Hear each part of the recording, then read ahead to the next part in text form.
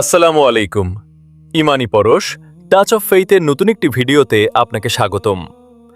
Logical Ryan সিরিজের আজ ষষ্ঠ পর্ব। আজকের পর্বের শিরোনাম আবৃত মুক্ত ও একটি স্বচ্ছ লজিক।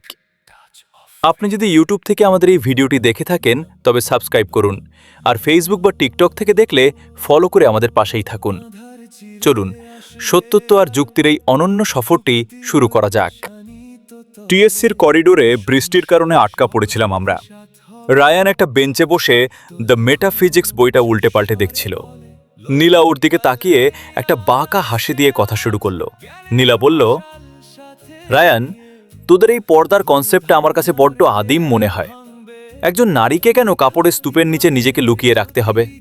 কেন তার সৌন্দর্যকে একটা খাঁচায় বন্দি করতে হবে? আধুনিক যুগে এসেও কি তোমরা বিশ্বাস করো যে নারীর পোশাকই সব সমস্যার মূল? পর্দা তো আসলে নারীর স্বাধীনতা আর আত্মবিশ্বাসের অন্তরায়। রায়ান বইটা বন্ধ করে নীলার দিকে তাকালো। বৃষ্টির ঝাপটা করিডোরে এসে লাগছিল। ও খুব শান্ত গলায় নীলার দিকে তাকিয়ে পাল্টা প্রশ্ন করল, নীলা, তুই ধরো দোকানে গিয়েছিস চকলেট কিনতে। তোর সামনে দুইটা চকলেট রাখা আছে, একটা খুব সুন্দর রঙিন মোড়কে ঢাকা আর অন্যটার মোড় খোলা। সেটার ওপর ধুলোবালি আর দু একটা মাছি বসে আছে। তুই কোনটা বেছে নিবি?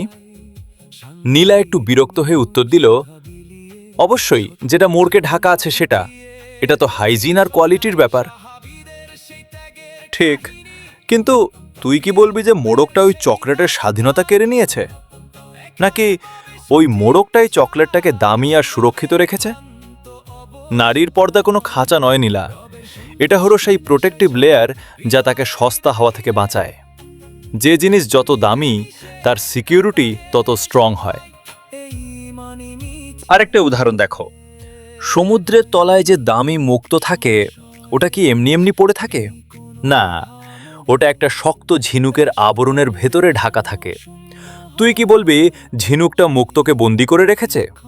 না, বরং ঝিনুক ছাড়া মুক্তোর কোনো অস্তিত্বই নেই।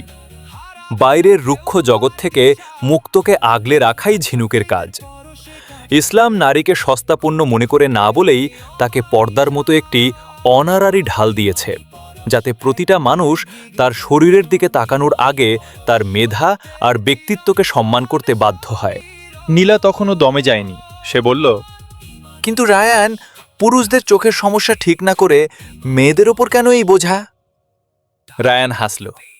নীলা, তুই যদি একটা চমৎকার গোলাপ বাগান করিস, তবে কি তুই রাস্তার পশুদের এই নসিহত করবি যে তোমরা আমার ফুল খেও না? নাকি তুই নিজেই বাগানের চারপাশ দিয়ে একটা মজবুত বেড়া দিবি? পুরুষদের তো আল্লাহ তাআলা আগেই আদেশ দিয়েছেন তাদের দৃষ্টি নিচু রাখতে, কিন্তু পাশাপাশি বাগানটাকেও তো সুরক্ষিত রাখতে হবে। পর্দা হলো সেই পবিত্র বেড়া যা শুধু লোলুপ দৃষ্টি থেকে বাঁচায় না, বরং নারীকে একটি বিশেষ মর্যাদা দেয়। আল্লাহ বলছেন, হে নবী, আপনি আপনার পত্নীগণকে, কন্যাগণকে ও মুমিনদের স্ত্রীগণকে বলুন তারা যেন তাদের চাদরের কিয়দংশ নিজেদের ওপর টেনে দেয়। এতে তাদের চেনা সহজ হবে, ফলে তাদের উত্ত্যক্ত করা হবে না। রায়ান এবার নীলার দিকে তাকিয়ে একটা হাদিস শোনালো। রাসূলুল্লাহ সাল্লাল্লাহু আলাইহি ওয়াসাল্লাম বলেছেন, লজ্জাশীলতা ঈমানের একটি শাখা। নীলা, পর্দা মানে কিন্তু পিছিয়ে পড়া নয়। পর্দা মানে হলো নিজেকে এতটাই উপরে নিয়ে যাওয়া যেন কেউ চাইলেই শুধু সৌন্দর্য দিয়ে তোকে বিচার করতে না পারে। বৃষ্টি থেমে এসেছে। রোদের একটা ঝিলিক করিডোরে এসে পড়ল। নীলা কিছুক্ষণ চুপ করে থেকে বলল, আমি সবসময় পর্দাকে একটা রেস্ট্রিকশন হিসেবে দেখতাম, কিন্তু মর্যাদার এই অ্যাঙ্গেলটা আগে ভাবিনি। মোড় ছাড়া দামি উপহার তো আসলে ভ্যালু হারায়। রায়ান উঠে দাঁড়ালো। ও জানত নীলার মতো বুদ্ধিমান মেয়েরা সত্যকে বুঝতে পারলে সেটা গ্রহণ করতে দ্বিধা করে না। লজিক্যাল রায়ান সিরিজের আজকের এই পর্বটি আপনার চিন্তার জগৎকে কতটুকু আলোড়িত করল? আপনার মূল্যবান মতামত আমাদের কমেন্ট বক্সে লিখে জানান। আমাদের এই ভিডিওটি ইউটিউবে দেখে থাকলে সাবস্ক্রাইব করে বেল আইকনটি চেপে দিন, আর ফেসবুক বা টিকটক থেকে দেখলে ফলো করে আমাদের পাশেই থাকুন, যাতে পরবর্তী পর্বটি সবার আগে আপনার কাছে পৌঁছে যায়। সত্যের এই আহ্বান ছড়িয়ে দিন সবার মাঝে।